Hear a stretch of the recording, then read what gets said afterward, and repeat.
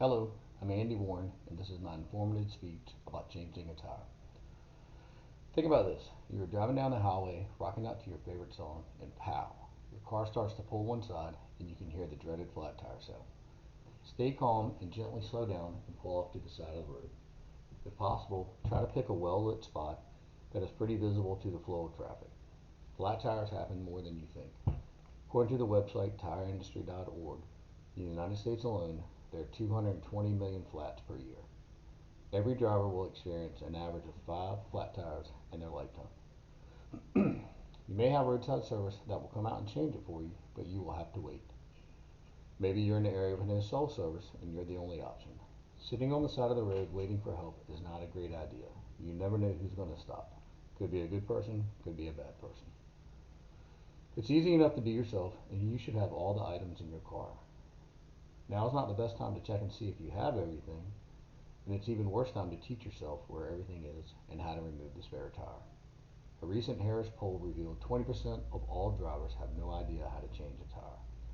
20% is 39 million people. Go out in your driveway tomorrow and check on all the items. Make sure your spare is full of air, you have a jack and lug wrench. Familiarize yourself with how the spare is removed. Some of them are under your car and you need a special tool to lower it. It can be kind of difficult.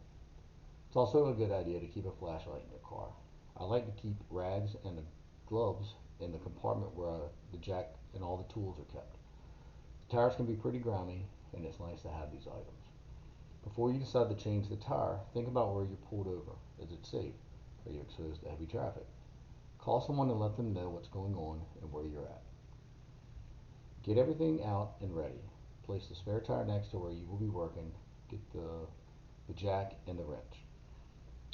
The owner's manual in your car will show you where to place the jack, but once again, on the side of the road is a bad time to look this up. Take a second to figure this out in your driveway. It's really helpful. If you place the jack in the wrong spot, it can cause a lot of damage. Once you have the jack in the right spot, raise the car up a little. Get some weight off the tire and check the jack.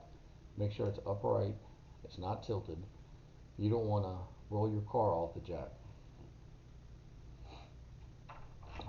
Now it's time to break loose the nuts. Not all the way, but loosen. Righty-tighty, lefty-loosey applies here. They might be really tight and you will need to stand on the wrench to break them loose. That's okay, just be careful. After all, after they all are loose, jack the car up so the flat tire is off the ground. Keep in mind the spare is full of air and might require some more clearance than the flat tire. So you want to get it up in the air a pretty good amount. Remove all the nuts and make sure they stay in the same place. They love to roll away, especially when it's dark. Pull the flat off the threaded lugs.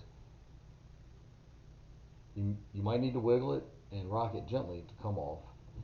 Um, the spare tire goes on in pretty much the opposite manner. Wiggle and rock the holes on the rim over the threaded lugs. It's a pain, but it'll go back on. Install and tighten all the nuts a little more than hand tight.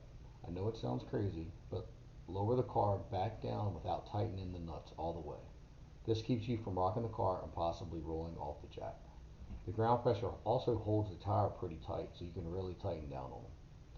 Once on the ground and all the weight is off the jack, tighten the nuts the rest of the way. I like to start on the left hand side and work my way around clockwise. Once I get back to the nut that I started on, I'll crisscross and tighten it 100%, or tighten it as much as I possibly can. I like to just throw everything in the back of the car when I'm done and get off the side of the road. I'll pull over at a gas station or a parking lot where it's safe and put everything back like it's supposed to be. Get the tire repaired right away. It's no fun being stuck on the side of the road without a spare tire, and besides, it's pretty embarrassing riding around with a little donut spare tire. AAA reports it aided more than 450,000 members last year who were without a spare tire. Hopefully this will help you if you ever are stranded with a flat tire. It may seem a little intimidating, but if you do a little prep work, it's actually pretty easy. You can change a tire in about 15 or 20 minutes and be on your way.